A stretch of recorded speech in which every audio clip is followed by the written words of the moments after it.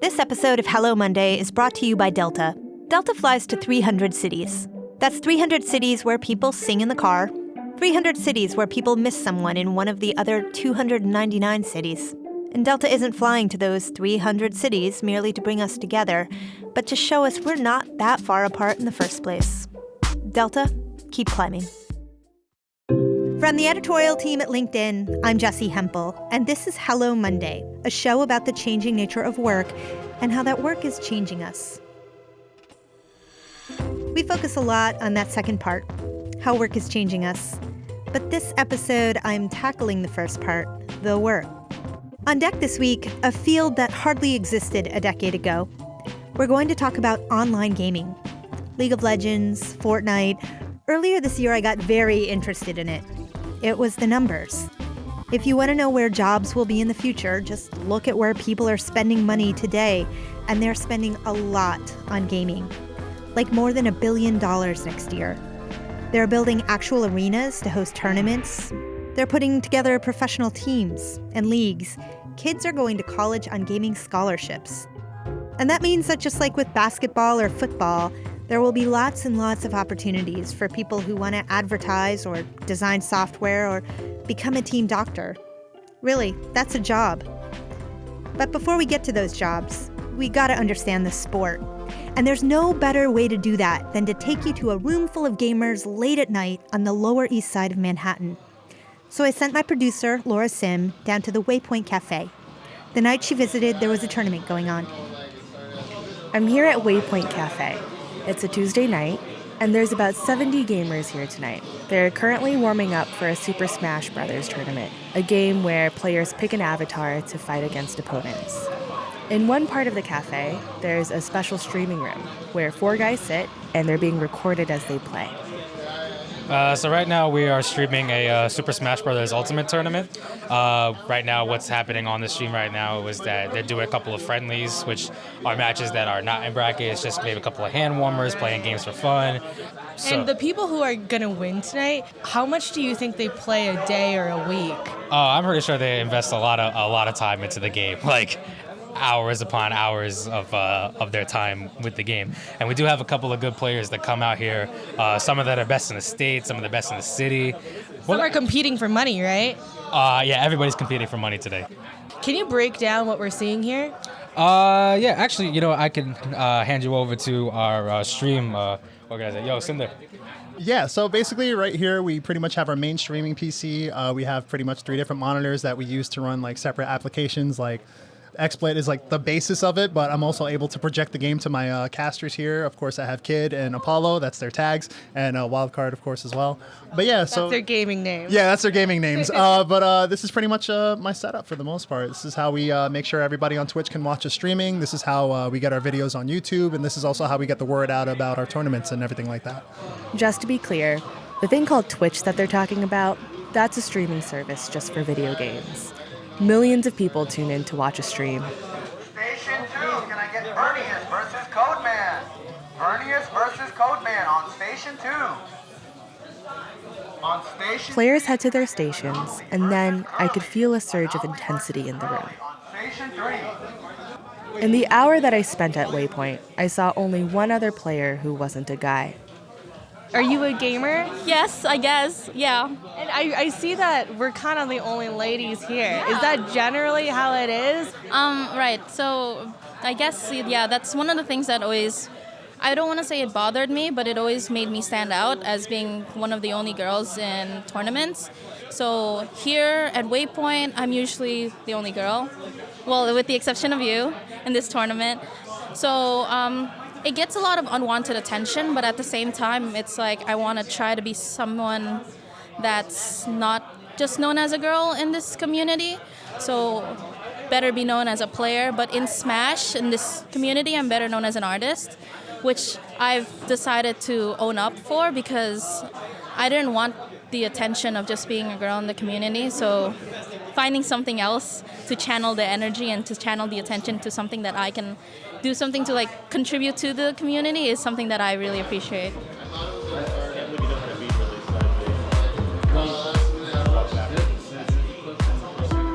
That was Laura Sim reporting from the Lower East Side. And she brought us a look into gaming, or one version of it.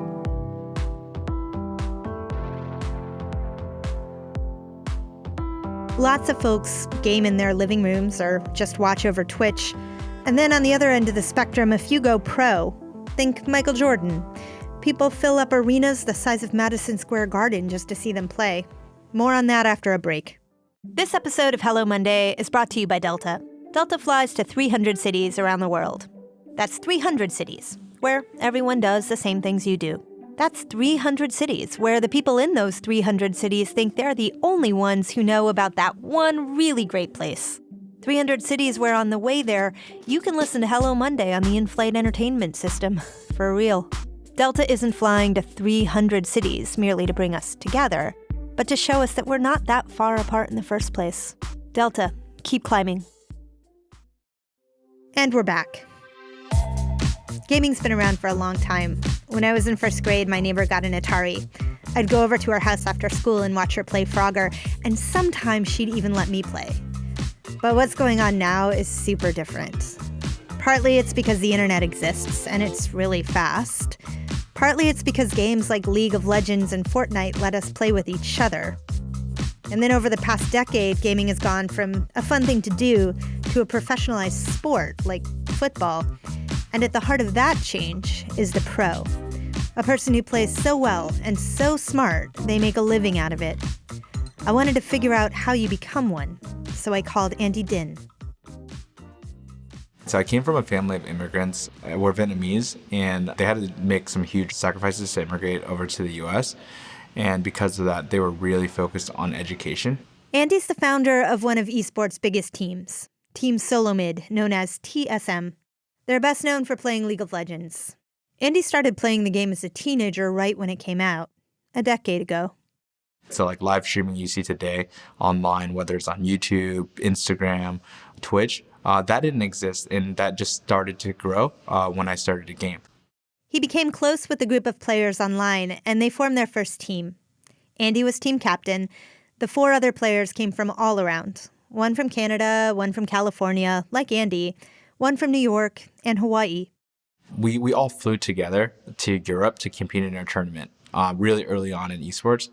And interesting fact was that at that time, the cost of travel to that event was more costly than actually the first place prizing. And that was the event that really got me to basically invest and go all in on esports.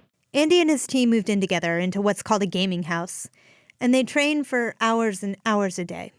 We would probably practice a good 4 to 5 hours a day, and then the other 3 hours we would just play for fun, more or less.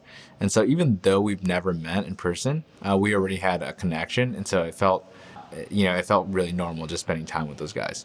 Along the way, Andy started a company.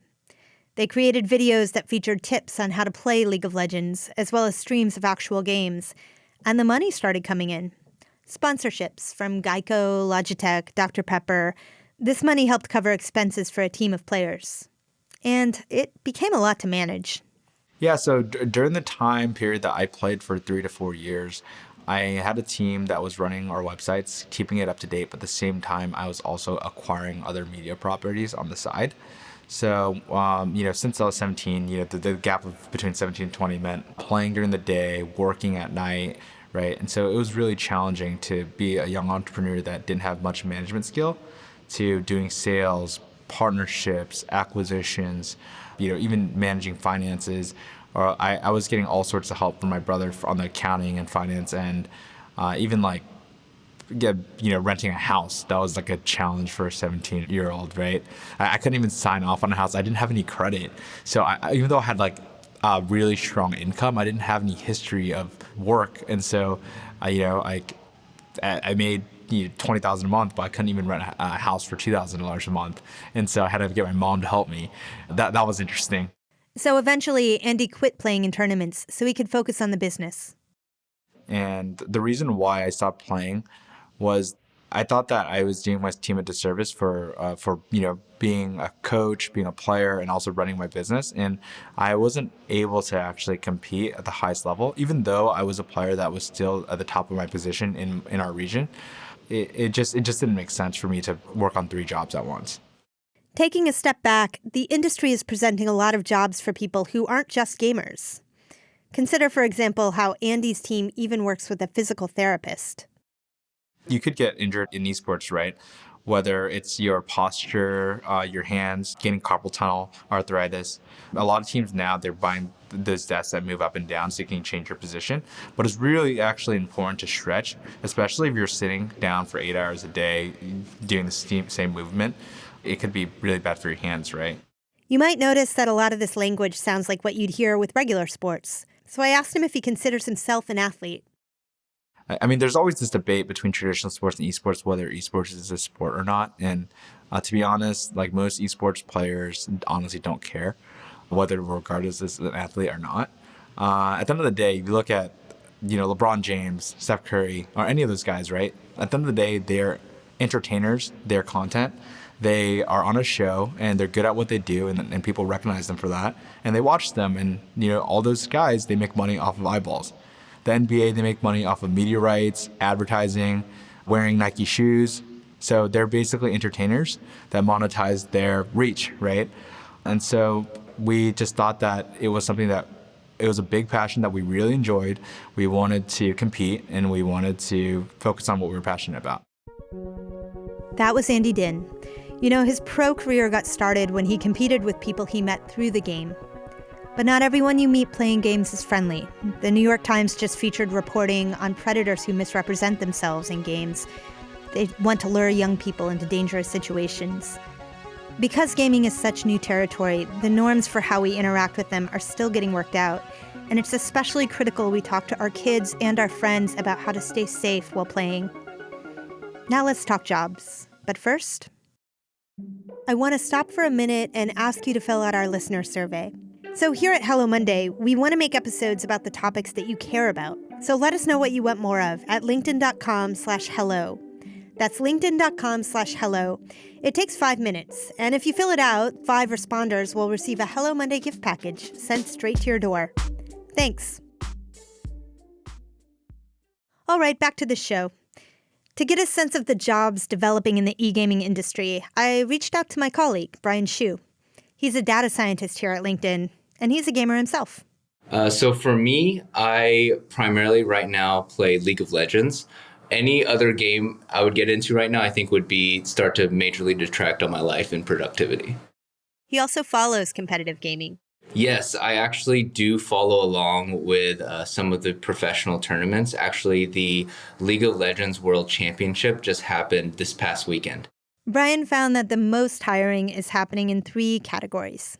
First, software engineers and developers. Then people who are getting hired to test games to make sure they don't have bugs. And then there's this other group.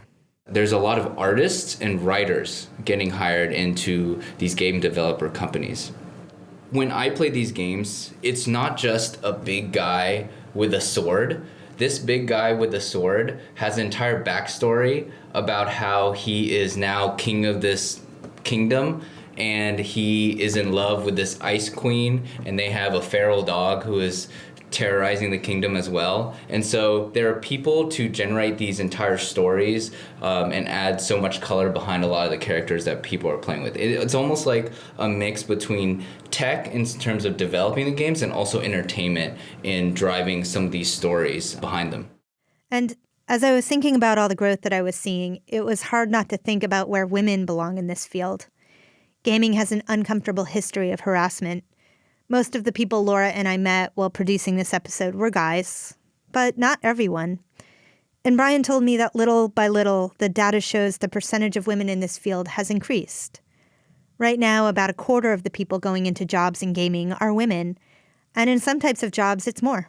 Also, in particular occupations, these percentages are typically a little bit more female. For example, writers and editors are about 35% female compared to the 25% that are coming into the industry. This gives me hope that as economic opportunities expand in this field, women's roles can expand too. It makes me think back to the girl we met at Waypoint Cafe, who goes by the name Milk Tea. If any girls are listening to this and they like playing video games, honestly, don't let being the only girl stop you. It was something that scared me for my whole life. I've played this game for literally my whole life, but finally being able to step out of my comfort zone was a really big choice. But I don't regret it at all. Don't be scared. Just go for it, and you'll always find friends there. Yeah. Thanks for coming along with us on this journey into e-gaming. And it has me wondering, of course, are there any other new industries that are coming up that you'd like us to cover? If so, write to us at hellomonday@linkedin.com or post on LinkedIn using the hashtag HelloMonday. If you enjoyed listening, subscribe and rate us on Apple Podcasts. It helps new listeners find the show. Hello Monday is a production of LinkedIn. The show is produced by Laura Sim with additional help from Anthony Schultz, Beth Kutcher, and Lucas Deming. Special thanks to Brian Shu for his research. Joe DeGiorgi mixed our show. Florencia Iriando is head of original audio and video. Dave Pond is our technical director. Maya Mangini and Victoria Taylor have been our stewards this season. Our music was composed just for us by the mysterious Breakmaster Cylinder. And you also heard music from Poddington Bear. Dan Roth is the editor-in-chief of LinkedIn. I'm Jessie Hempel. See you next Monday. Thanks for listening.